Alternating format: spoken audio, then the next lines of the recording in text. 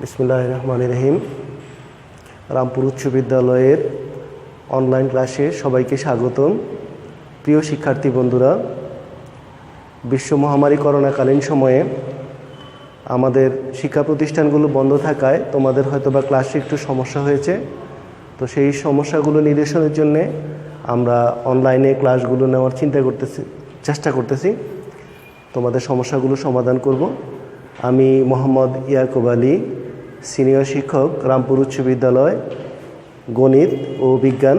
তো আজ আমরা গণিতের দশম শ্রেণীর গণিতের 11তম অধ্যায় বীজগাণিতিক অনুপাত ও সমানুপাত অধ্যায় নিয়ে আলোচনা করব।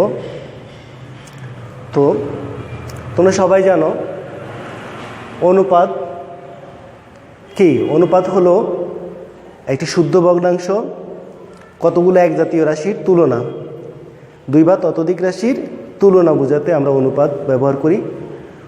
অনুপাত একটি শুদ্ধ ভগ্নাংশ। অনুপাত রাশিকে যে কোনো সংখ্যা দ্বারা গুণ অথবা ভাগ করলে এর মানের কোনোই পরিবর্তন হয় না।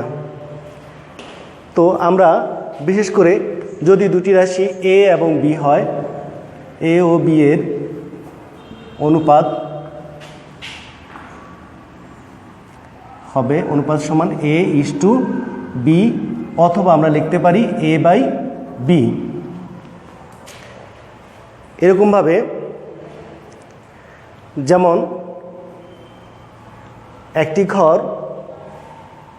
ঘরের ভূমির ক্ষেত্রফল 12 বর্গমিটার, অপর একটি ঘরের ক্ষেত্রফল হলো 36 বর্গমিটার। তাহলে তুলনা করলে আমরা বলতে পারি যে প্রথম ঘর থেকে দ্বিতীয় ঘর 3 গুণ বড়। প্রথম ঘরটা থেকে দ্বিতীয় ঘরটি 3 গুণ বড়। এখানে তুলনা করলাম প্রথমটার সাথে দ্বিতীয়টার। আবার যদি এ, বি এবং সি সমানুপাত হয়, তবে a:b সমান b:c, और a/b সমান b/c। ক্রস মাল্টিপ্লিকেশন করলে আমরা পাই b² সমান ac। ঠিক আছে, আমরা অনুপাতের আরও কতগুলো রূপান্তর আমরা খেয়াল করব। সবাই একটু মনোযোগ দিয়ে শুনো এবং দেখো, কাগজ কলম নিয়ে রেডি থাকো।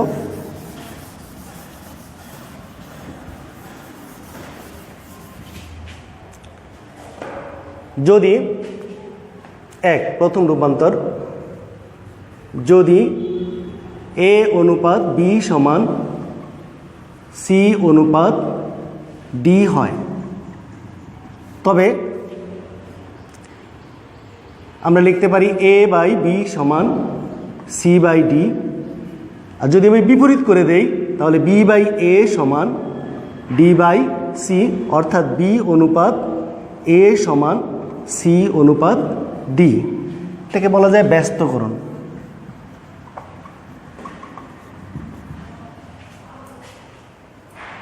ব্যস্তকরণ বা বিপরীত অনুপাত বলা যায় 2। আবার দেখো, যদি a অনুপাত b সমান c অনুপাত d হয়, তাহলে আমরা লিখতে পারি a/b সমান c/d, और a/c সমান b/d, অর্থাৎ a অনুপাত c সমান b অনুপাত d। এটা হলো একান্তরকরণ।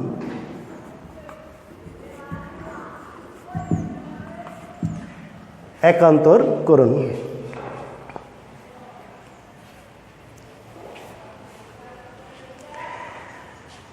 আবার খেয়াল করো,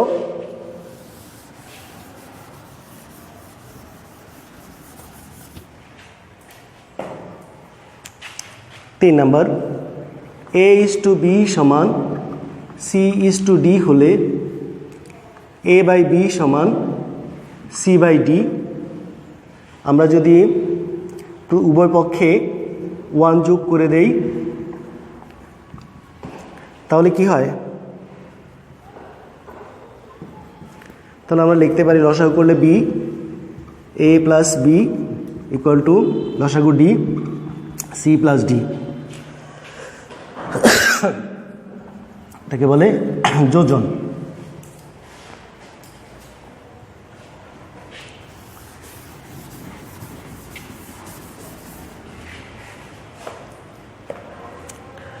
আবার দেখো A:B = C:D হলে আমরা লিখতে পারি A/B = C/D। তখন আমরা যোগ করছিলাম 1, এখন যদি 1 বিয়োগ করি তাহলে A/B - 1 C/D - 1 লসাগু তো B, তাহলে A - B = D লসাগু C - D, এটাকে বলে বিয়োজন।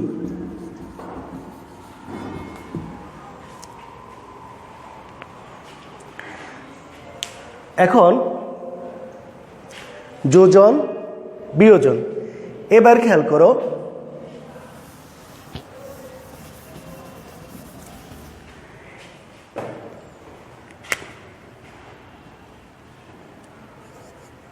পাঁচ নম্বরটা ছিল, 5 নম্বরটা হবে A:B = C:D হলে we can write A/B = C/D। তাহলে A + B / A - B = C + D / C - D। এটা হলো যোজন বিয়োজন।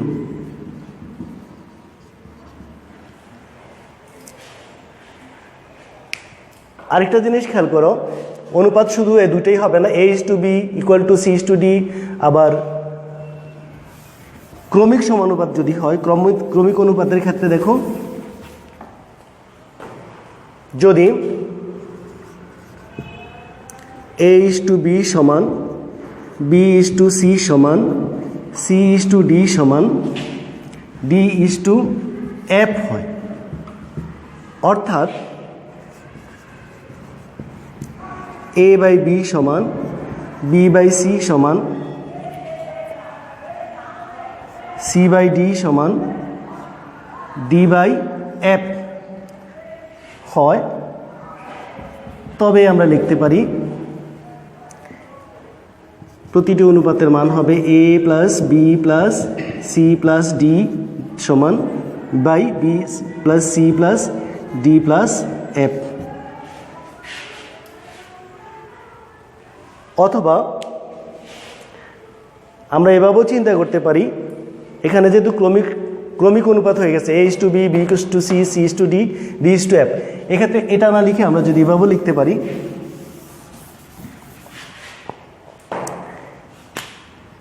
A:B = C:D =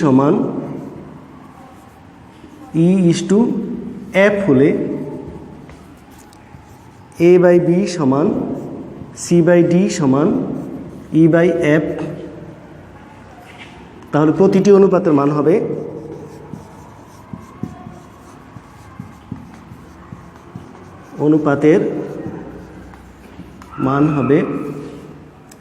A + C + E / B + D + F। আমরা এগুলো প্রমাণ ইচ্ছে করলে প্রমাণ করে দেখাতে পারি, তো তোমরা বইয়ের উদাহরণগুলোতে প্রমাণ দেওয়া আছে, সেগুলো একটু চেষ্টা করবা, দেখে নিবা। এবার আসো, এই সূত্রগুলো প্রয়োগ করে আমরা 2-1টা সমস্যা সমাধান করব, যেগুলো তোমাদের জন্য সহায়তা করবে। তো ঠিক আছে, আমরা অনুশীলনীর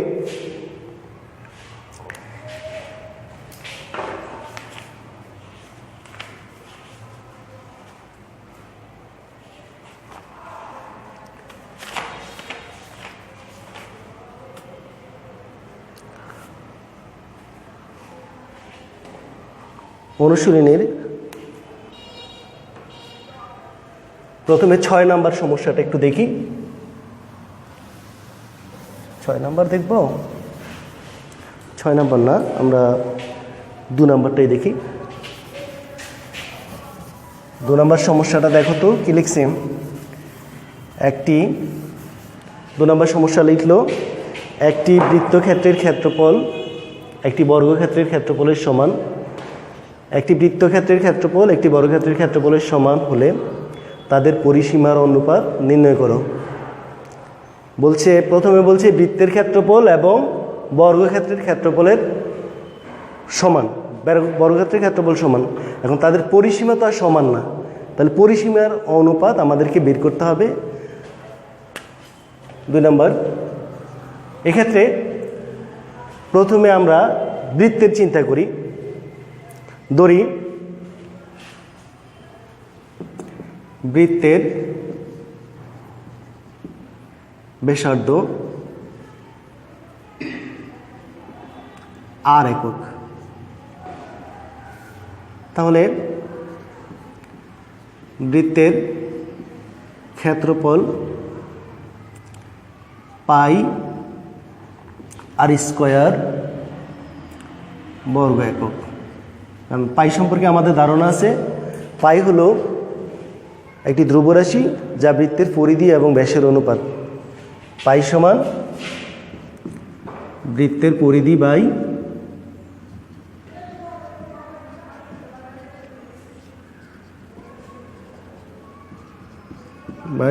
ব্যাস, এই দুটার অনুপাত পাই। তাহলে বৃত্তের পরিসীমা এবং বৃত্তের পরিধি একই।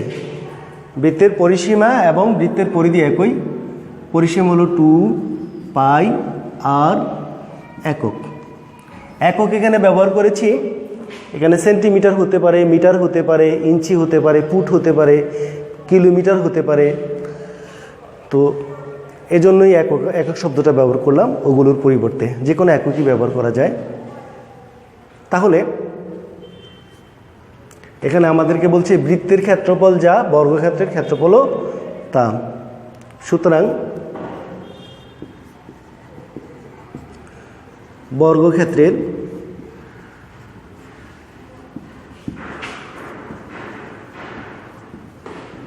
ক্ষেত্রফল সমান পাই আর স্কয়ার বর্গ একক। বর্গক্ষেত্রের এক বাহুর দৈর্ঘ্য কত হবে?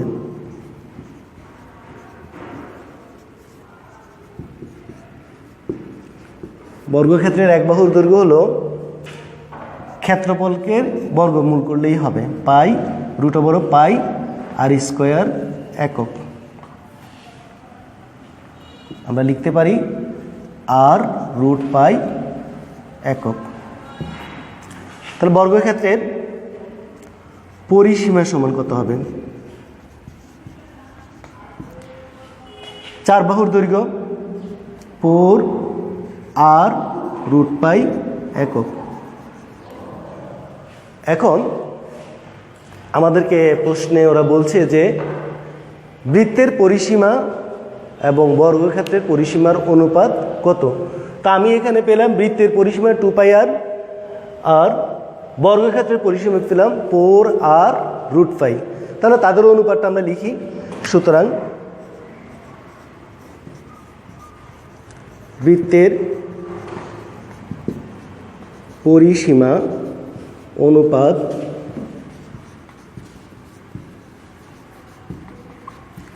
বর্গক্ষেত্রের পরিসীমা সমান লিখতে পারি বৃত্তের পরিসীমা হলো 2π আর বর্গক্ষেত্রের পরিসীমা হলো 4 আর √পাই। দেখো আমরা ডাইরেক্ট লিখতে পারি যেহেতু অনুপাত একটি শুদ্ধ ভগ্নাংশ, একে যে কোনো সংখ্যা দিয়ে গুণ অথবা ভাগ করলে মানের কোনো পরিবর্তন হয় না। উভয়টাকেই 2/4 দিয়ে ভাগ করা যায়। উভয় পক্ষকে 2/4 দিয়ে ভাগ করলে আমার আসে পাই সমান পাই, এখানে থাকে পাই আর 2 দিয়ে ভাগ দিলে 2 2 গুণে 4 আর √পাই। আরেকটা জিনিস আমরা জানি একটা পাই মানে 2টা √পাই, অনুপাত 2 √পাই। এখানেও √পাই দিয়ে উভয়পক্ষে ভাগ করলে আমার আসে √পাই = 2। তাহলে আমরা পেলাম বৃত্তের পরিসীমা অনুপাত বর্গক্ষেত্রের পরিসীমা হবে √পাই = 2। ব্যাপারটা কি তোমরা বুঝতে পারছো? এটাই হলো আমাদের আনসার।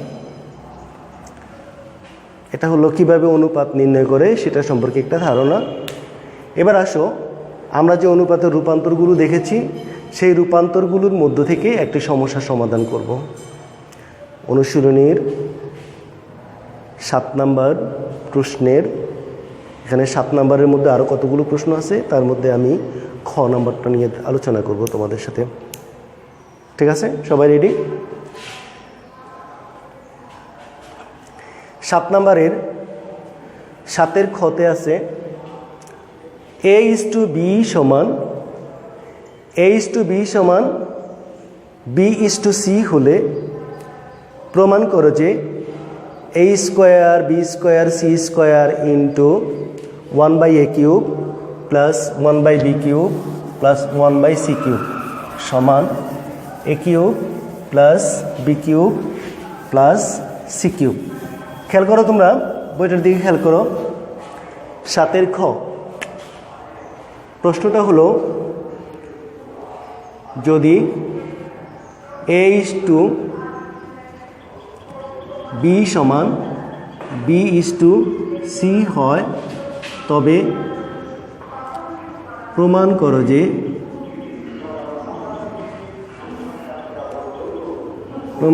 যে a square b square c square into 1/a³ plus 1/b³ plus 1/c³ সমান a³ plus b³ plus c³। তো আমরা এটার একটু দেখি এটাকে কিভাবে করা যায়।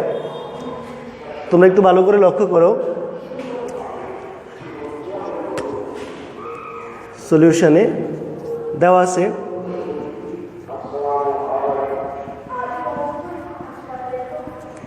a:b সমান b:c और a/b সমান b/c, সুতরাং b স্কোয়ার সমান ac। আমরা তখনও বলেছিলাম যখন সূত্রগুলি নিয়ে আলোচনা করি যে যদি ABC ক্রমিক সমানুপাতি হয় তাহলে ABC ক্রমিক সমানুপাত হওয়ার শর্ত হলো b square equal to ac। এখন b square equal to ac যদি হয় তাহলে আমাদেরকে এই বামপক্ষ এবং ডান পক্ষ সমান সেটা বোঝাতে হবে, প্রমাণ করতে হবে। তা আমরা বামপক্ষ নিয়ে আলোচনা করি।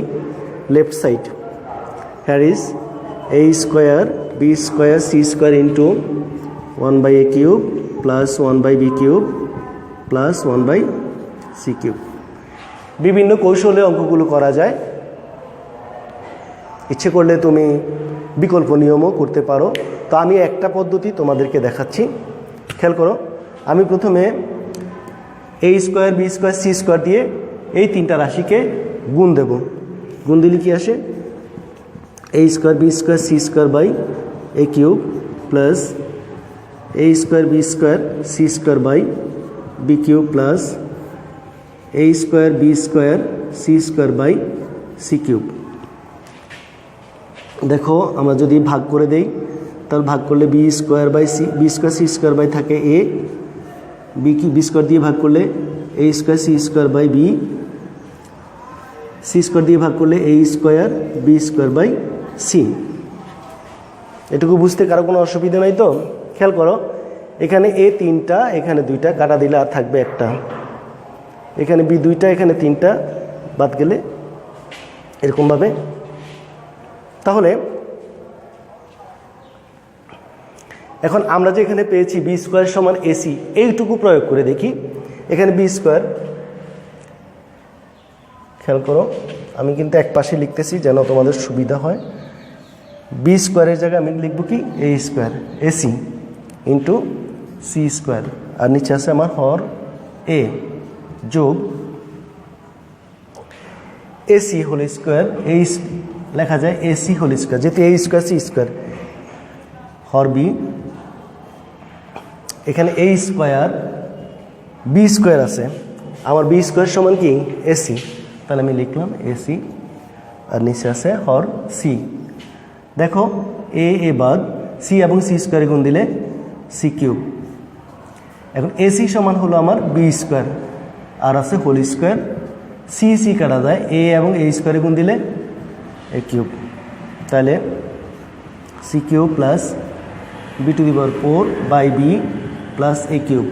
সাজিয়ে লিখি A cube, B to the power 4কে বি দিয়ে ভাগ করলে B cube plus C cube.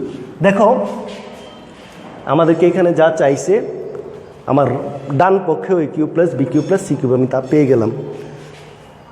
তাহলে সমান লিখতে পারি রাইট সাইড।